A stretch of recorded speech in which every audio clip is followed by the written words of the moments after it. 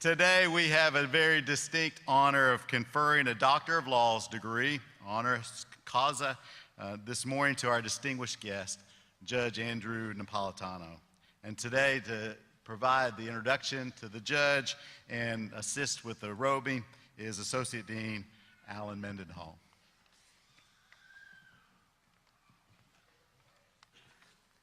Well, it is my honor and privilege to introduce my friend, Judge Andrew Napolitano. Judge Napolitano is a graduate of Princeton University and the University of Notre Dame Law School, and the youngest life-tenured Superior Court judge in the history of the state of New Jersey, where he served on the bench from 1987 to 1995. As a judge, he presided over more than 150 jury trials. He has served as a legal analyst at Fox News since 1998 and has taught constitutional law and jurisprudence at Delaware Law School and Seton Hall Law School. He is an advisory board member of the Blackstone and Burke Center for Law and Liberty here at Faulkner University. He's a distinguished visiting professor at Brooklyn Law School, and he's distinguished scholar in law and jurisprudence at the Ludwig von Mises Institute in Auburn, Alabama. He's the author of 9 books, including Suicide Pact, Theodore and Woodrow, Dred Scott's Revenge, The Constitution in Exile, and Constitutional Chaos. His writing has appeared in several places, among them the New York Times, the Wall Street Journal, the Los Angeles Times, and the Washington Times, and he is probably a familiar face to everybody in this room. Judge Napolitano, would you please join me at the podium?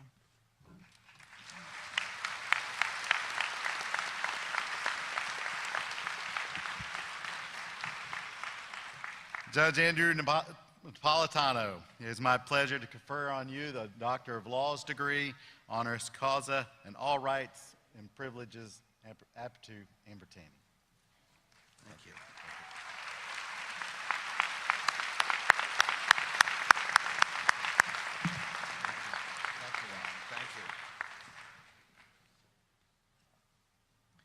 Thank you, President Wilson, Dean Nelson, graduates, friends, family. When I told my 91-year-old mother that I was going to be spending the day in Alabama, she said to me, "Where's that?" So for this Italian, New Jersey, pre-Vatican II, Latin Mass attending Roman Catholic to be down in the Deep South is a joy and a triumph. I said to her, "Mother, it's in the South." She said, "Where? Southern Italy?" I said, "No, the southern part of the United States, a great part where Jesus Christ reigns in the hearts of men and women."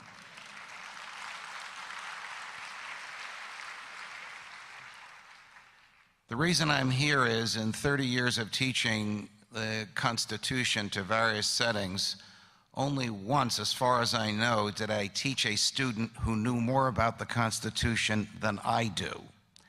And that is Dean Mendenhall, who just introduced me here.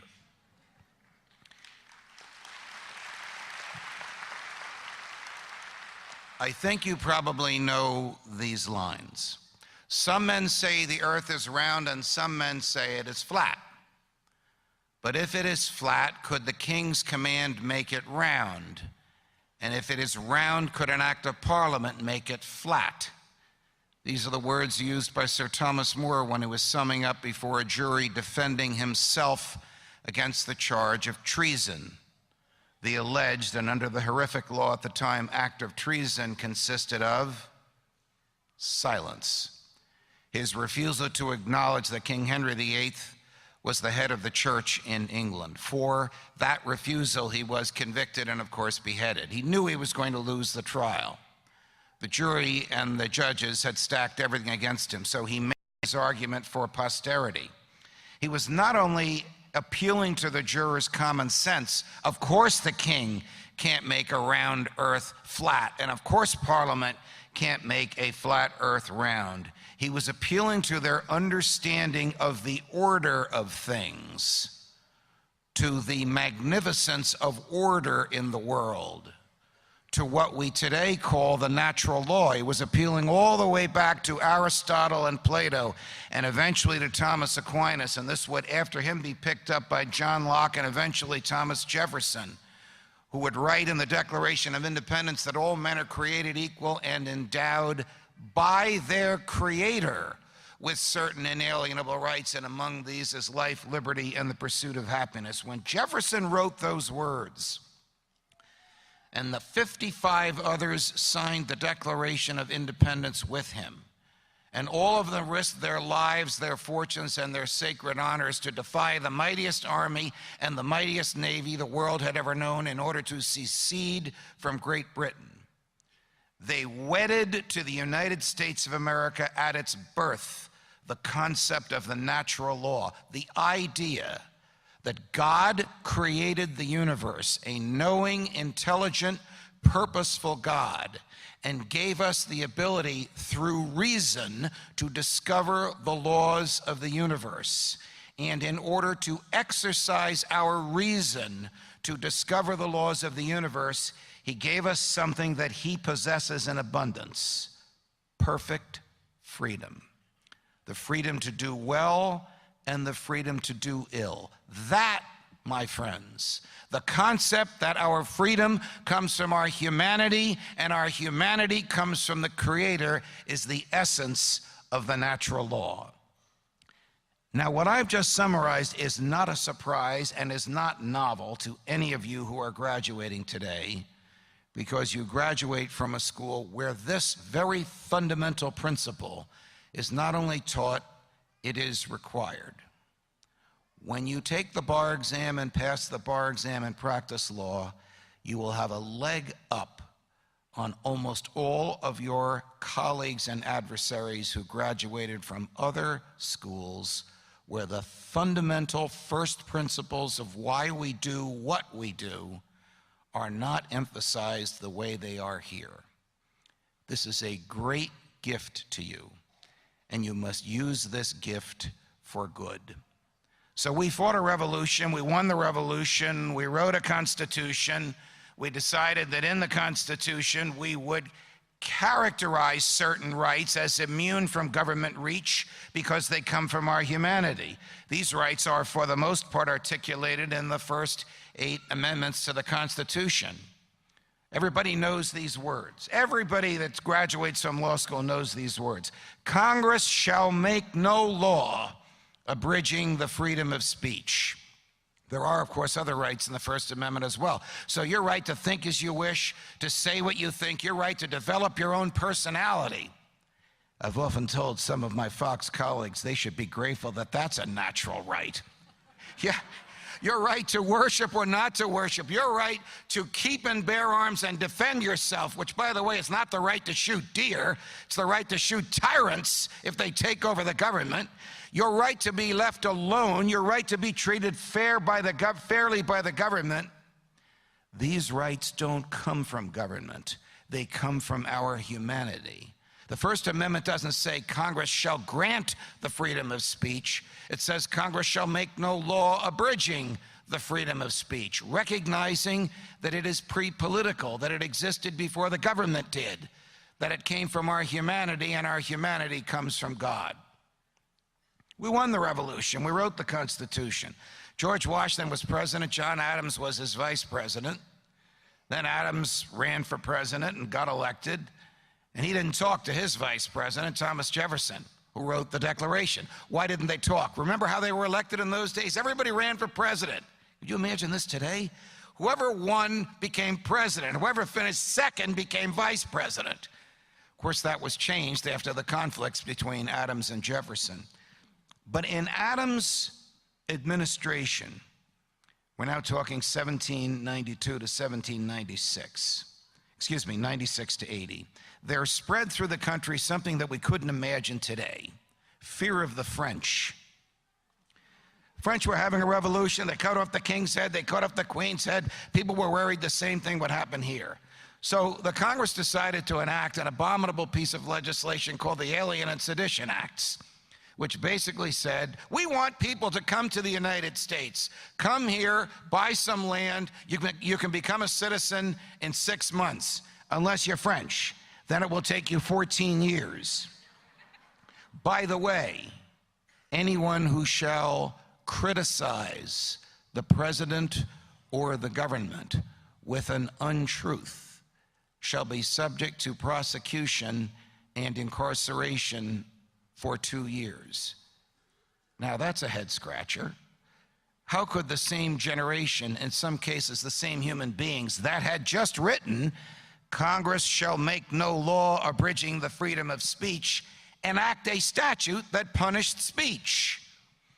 More about the reasons for that in a few minutes. But a congressman I have often admired from Vermont, an anti-federalist, a small government person who couldn't stand John Adams, decided to challenge this legislation.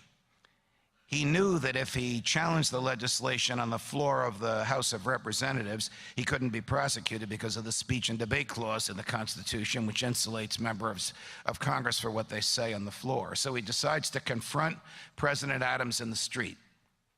Now, Adams had a problem that afflicts a lot of middle-aged men. He had a problem with his waistline. In order to disguise the waistline, Mrs. Adams sewed him a purple robe. And in order to make the purple robe look a little more flattering, she put gold epaulets on the shoulders. So here you have the elected president of the United States walking in the mud of unpaved streets in the brand new Washington, D.C., dressed just like George III, against whom we had fought the Revolutionary War. When this congressman from Vermont comes up to him and calls him your pomposity, he sort of laughed at that. And the next day he called him, good morning, your rotundity. And for that, a congressman by the name of David Wagner was prosecuted for violating the Alien and Sedition Acts by uttering an untruth about the President of the United States. Everybody thought this was a joke. He was prosecuted, he was convicted, and he was sentenced to 2 years in a prison in western Pennsylvania. And while he was there, he did the unthinkable. If you are from New Orleans or Chicago or Hudson County, New Jersey, you are familiar with what he did in jail. He ran for re-election from his jail cell. And he won. And when he returned to Washington, D.C., expecting to mock his pomposity, he found that his pomposity was no longer in the White House. Instead, a tall, thin, red-haired fellow named Thomas Jefferson was, who proceeded to pardon the congressman, welcome back to the Capitol, and return the farm that the government had seized from him because he mocked the president. Things are going okay. Fast forward to 1812, the British are trying to take back the United States, or we're trying to invade Canada. It's a little ambiguous as to what caused the war, but the British are marching through Upper Marlborough, Maryland, when they encamp for the night, and they seize 5 townsfolk and threaten to hang them in the morning. And the mayor, John Hodges, directs the local militia to seize 5 members of the British platoon and threaten to hang them in the morning, and they're sort of at a standoff. Hodges then, unarmed, unaccompanied, walks right into the British encampment and says, can we make a deal? Can we return your 5 troops for our 5 townsfolk? Shakes hands with the captain, the troops are released, the townsfolk are released. 5 months later, the war is over. There are tumultuous celebrations all over the country, particularly in Upper Marlborough, Maryland, where the mayor, John Hodges, is the grand marshal of the parade. And everybody's there. The federal people are there. The state people are there. The townsfolk are there. Everybody's praising him to the skies. I hope what happened to him doesn't happen to me when I walk off this podium. He finished giving this speech, walked off the podium, and 2 strangers approached him. One put shackles on his hands and ankles, and the other handed him a piece of paper, an indictment obtained by a grand jury in Washington, D.C. for treason, providing aid and comfort to the enemy in wartime. Now John Hodges is tried for treason in a court in the town where the jurors are the people who celebrated his victory. The judge was the one who introduced him at the end of the parade. The government stands up and says, we don't have any evidence to present. Everybody knows what he did. He provided aid and comfort to the enemy in wartime by returning their soldiers to them. Defense stands up and says, everybody in this room knows what he did. He saved the lives of 5 innocent members of this town from being hanged by the invader, and in part caused a victory in the war. Judge says to the jurors, gentlemen, there were no ladies in the juries in those days. We've reserved a room for you in the tavern across the street. After you finish consuming your meal and the tavern keeper's best ale, imagine that in a jury room today, we want you to tell us whether or not Mayor Hodges is guilty or not guilty. Foreperson raises his hand and says, Judge, we already know the answer. We've already decided. The mayor is not guilty. The first example of jury nullification in which a bunch of farmers in Western Maryland said to the federal government, leave us alone. Now, there's a footnote to this story, and the footnote is this. If you've worked in the Justice Department, you know this. There have only been 7 prosecutions for treason in the history of the country. This was one of them. And since treason is the rare crime for which the defendant may be executed, even if the defendant didn't cause any death by his own hands, the government has a rule that requires the President of the United States personally to consent to the treason prosecution. Who was the President of the United States in 1812? James Madison. What did he do earlier in his life? Wrote the Constitution. So the world must look very different on the inside possessing power than on the outside challenging it. And you, as young lawyers, must be aware of this defect in humanity. The defect, which arguably comes from the fall of Adam and Eve, is libido dominandi. No, not that kind of libido. Libido dominandi is the lust to dominate, the lust to use power from whatever source derived to tell other people how to live their lives. I've scratched my head, I've researched and read and written and spoken and analyzed and challenged for 40 years over how the same people that wrote Congress shall make no law abridging the freedom of speech, who challenged the King of England for suppressing their speech, could have done the same thing to others, their fellow Americans, once they achieved power. And I am convinced that St. Augustine was right when he warned that the great defect, because of the fall, is libido dominandi, and you must guard against it. You must guard against it in those you send to the seats of power. You must guard against it if you are one of those who comes to the seat of power, and you must be wary of it when you are trying a case, because the judge gets his or her paycheck from the government and has that power to dominate. Challenge that power. Don't blithely accept its use. Now, we are really here today because of one man, a man of triumph and contradiction, a man who absorbed horrific pain for the rest of us, a man hated by some and loved by others. The man, of course, is Jesus Christ, whose Father gave us the freedom that we celebrate, the freedom to dominate others, the freedom to liberate others. 4 salesmen were rushing through O'Hare Airport late to make a plane when they inadvertently knocked over a tray, a cart of a woman selling apples. They sort of laughed at her as the apples went flying all over the place because they were determined to make this plane. O'Hare is enormous if you've never been there.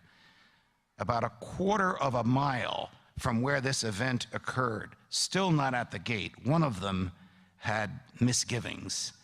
And he said to the others, this is in an era before cell phones, would you call my wife and tell her I'll be there? I'm going to have to take a later plane. Tell her I'll be there. He ran back to help the young woman that was selling the apples to pick them up. The apples were all over the place. After about 10 seconds with her, he realized she was blind. She was on her hands and knees picking up these smashed apples. She said to him, "Are you Jesus Christ?" And he said, "No, far from it. Why do you ask me that?" "Well, because when the apples were turned over, I said, 'Heavenly Father, send Jesus Christ to help me.'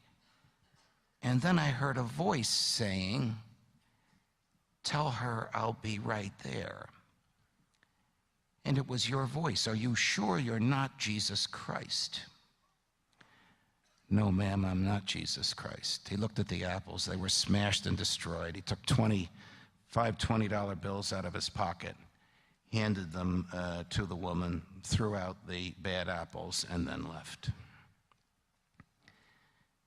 Can you imagine conforming your life at an unexpected time, at an unpredictable moment, so that a stranger you never met and will never see again can say to you, "Are you Jesus Christ?" I love JFK's inaugural address. There's a lot of great one-liners in it, but my favorite is this. "In the long history of the world, only a few generations will be granted the role of defending freedom in its maximum hour of danger." Now, this is me. That's the Jefferson quote. I think that maximum hour is coming. And I think you are that generation. Some of you may defend freedom and suffer for it. Some of you may defend freedom and suffer horrifically for it. I defend freedom every day. I'm 66 years old. I expect that when I die, I will die in my bed, surrounded by those who love me. That may not happen to all of you. Some of you may die defending freedom, faithful to first principles, in a government prison.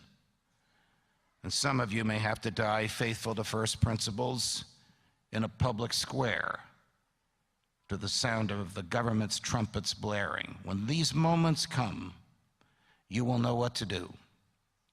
Because freedom, the great gift from God the Father, the one thing we share in him with him to perfection, lies in each human heart and in every human heart.